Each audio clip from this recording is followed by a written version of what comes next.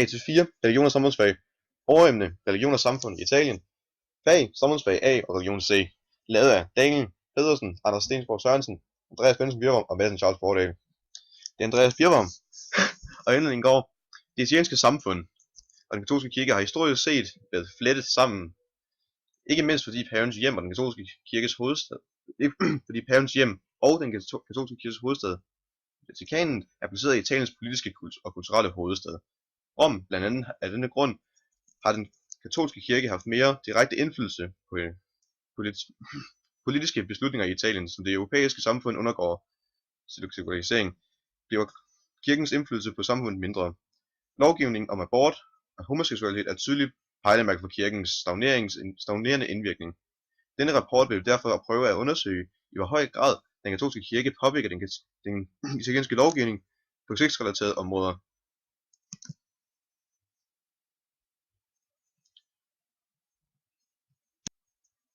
Vores problemformulering lyder: i hvor høj grad påvirker religion kontroversielle etiske spørgsmål omkring italiensk kultur og politik. Og så derfor har vi brugt en underspørgsmål for at hjælpe os svare med vores problemformulering. Underspørgsmålet lyder: hvad er etik, og hvilke problemstillinger har været på dagsordenen inden for den katolske kirke i moderne Italien? Hvilke kristne og katolske idealer og love kunne påvirke Italiens holdninger til seksuelle etiske spørgsmål? Hvilke regler og love i Italien demonstrerer deres position på etiske spørgsmål omkring sex? Hvordan vil kirkens indflydelse fremtidigt påvirke italienernes holdning til seksuelle etiske spørgsmål? Og her kommer besvarelsen ad 1. Etik er en opfattelse af, hvilke handle- og tænkeområder, der er grundlæggende og rigtige og forkerte, eller gode og dårlige. Etik kommer fra det græske ethos, som betyder sædvane. Etik er en disciplin, som beskæftiger sig med moralen.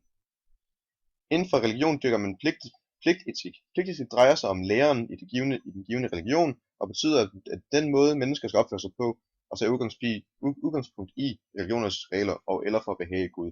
For eksempel i katolicismen har man de 7 sakramenter,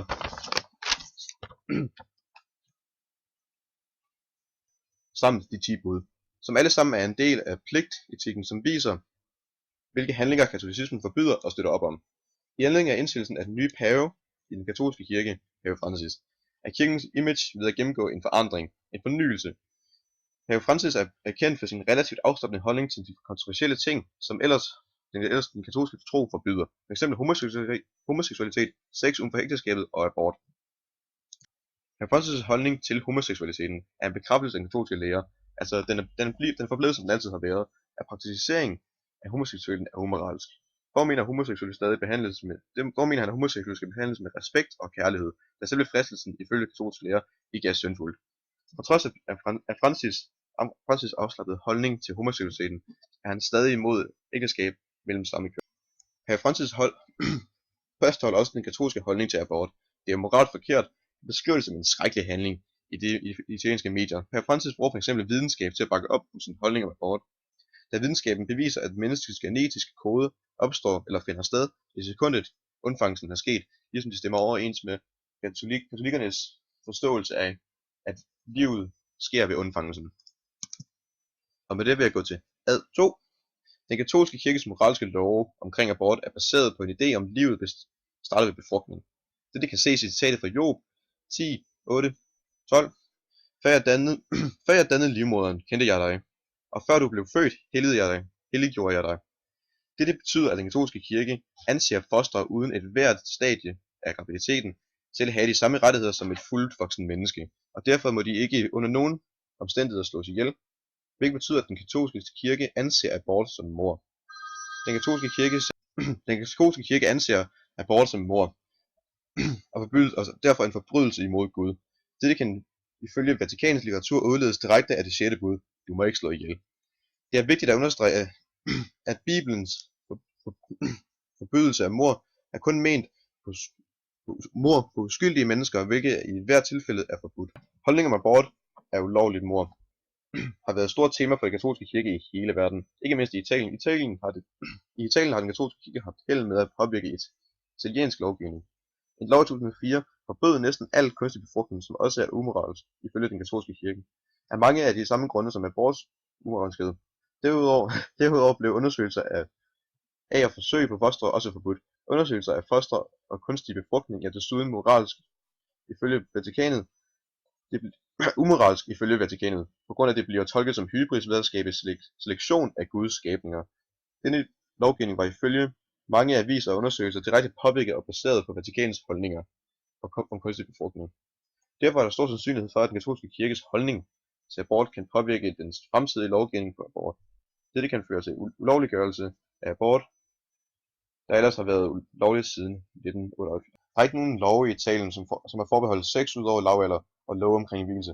Derfor tages der nu udgangspunkt i love omkring homoseksuelle vielser. Dette giver et billede af, eller et syn på den normative og politiske synsvinkel omkring, hvilke forhold sex, acceptable og homoseksuelle vielser er lovlige i Italien. Lige nu, den danske katolske præstestuderende Kasper Bådsgaard forholder sig til kirkelige vielser således, at ægteskab indebærer med sit familie, og det er for børn, hvilket udelukker homoseksuelle par for at kunne blive gift i den katolske kirke, da de ikke kan fuldføre formålet ved ægteskab, altså er for børn. I Italien er der 77,7% af den italienske befolkning som beder, og som deraf ses religiøst aktiv i denne kontekst. Sammenlignet med f.eks. Sverige i skandinavisk land, hvor der er 46,7% som beder, og deraf ses religiøst aktive. I Italien mener 50,9% af homoseksuelle ikke kan retfærdiggøres, hvorimod i Sverige er det 2,3%, som deler samme synspunkt. Sammen ser man også ud fra figuren, at det er tydeligvis de ældre mennesker, som har de stærke holdninger sammen med den katolske tro, imens de unge stille og roligt løsriver sig fra den katolske kirke og begynder at få deres egen meninger om ting. De føler stadigvæk, at abort ikke kan blive retfærdiggjort på nogen som helst måde. Men deres holdning til homovielser er langt mildere i forhold til de unge, eller i forhold til de gamle. Og så alt det kan tyde på en langsom sekularisering af det italienske samfund. Det kan tyde på, at den katolske kirke har større indflydelse på det italienske samfund end resten af Europa, f.eks. Skandinavien. Dog svækkes indflydelsen langsomt, f.eks. hos de unge. Det var afslutningen på ad 3. Nu starter vi på ad 4. Pave Francis' påvirkning på Italien er forudsat, at han bliver på magten, vil i fremtiden føre til lettere forhold til seksuelle etiske spørgsmål, altså etisk vil der være flere ting, der vil være korrekte, såsom samlejen uden det formål for børn, eller før man er gift. Grunden til, at kommer den ændring, hvis man ser det etiske, vil være fordi, at Pave Francis mål er at ved hjælp af kirkens magt til at nå noget andet, noget ikke så negativt, ikke at fokusere på alt det negative, som f.eks. abort og homovielser, som katolikkerne har meningerne om, men at fokusere på sådan noget som næstekærlighed, og fokusere på mange af de positive ting omkring katolisme. Kirken har nogle stærke holdninger, når det kommer til abort og sex. Dette vil nok ændre sig. Dog har de unge i Italien som eksempel afslappet holdning til abort og sex. Derfor kan man så sætte spørgsmålstegn ved kirkens indflydelse på den yngre generation. Det er nok også derfor, at den katolske kirke har ændret fokus til næstekærlighed. Dette fører os til konklusionen. Kirken og religionen i Italien har historisk set spillet en stor rolle på den italienske lovgivning på kontroversielle etiske spørgsmål som abort og homoseksualitet. Italien er stadig et relativt konservativt land, når det gælder på disse etiske dilemmaer. Dog fører en langsom sekularisering til en svækkelse af kirkens indflydelse på disse problemstillinger. Desuden ændrer kirken sit fokus fra deres relativt strikse holdninger om disse etiske spørgsmål til mere optimistiske budskaber som næstekærlighed. Dette kan føre til en svækkelse af kirkens indflydelse på disse emner.